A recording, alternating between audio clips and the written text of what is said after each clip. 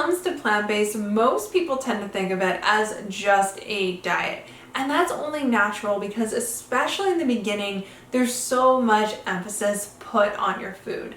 But focusing on your food for too long can actually lead to some pitfalls down the line. So if you are spending way too much time cooking and you're starting to feel exhausted or even burnt out from it, that's a good sign that you're probably putting too much focus there. So a really great way to kind of get your time back to simplify your cooking and really make plant-based work for you is to create a lifestyle. So thinking of plant-based as a lifestyle not only helps you get your time back, simplify your cooking, but it's really about putting you first as opposed to your food. And in this video, I'm gonna share with you 5 tips for starting a plant-based lifestyle. So my first tip for starting a plant-based lifestyle is to plan out your week. So everyone has a crazy busy schedule, and if you feel like you're already spending too much time cooking, it can be hard to see where you're gonna find the time for the life portion of lifestyle. So an easy way to figure that out is just to simply plan out your week and figure out where you might have maybe a half hour here or an hour there to actually start creating some habits that we're going to talk about in a little bit. So my next 2 tips are all about saving you time when it comes to cooking, so that way you have more time and energy when it comes to creating your lifestyle. So the first is so simple and it will save you a lot more time than you might think, and that is just simply to menu plan every week. The simple act of planning out what you're going to cook, what ingredients you need, and making sure that you actually have those ingredients ready for you when you go to cook saves you so much time and energy rather than kind of wandering around your kitchen wondering what you're going to make. So this is something that is so simple and it will save you so much time. So if you're not doing this, this is a really good habit to develop.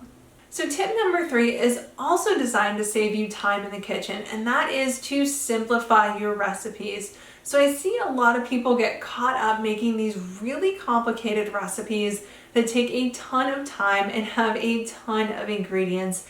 And if you want to spend less time in the kitchen and more time focusing on a lifestyle, you want to make sure that you're focusing on simpler recipes for your everyday cooking. That's going to help you spend less time in the kitchen, have less prep work, and it doesn't have to sacrifice taste whatsoever. So tip number 4 for starting a plant-based lifestyle is to develop a habit.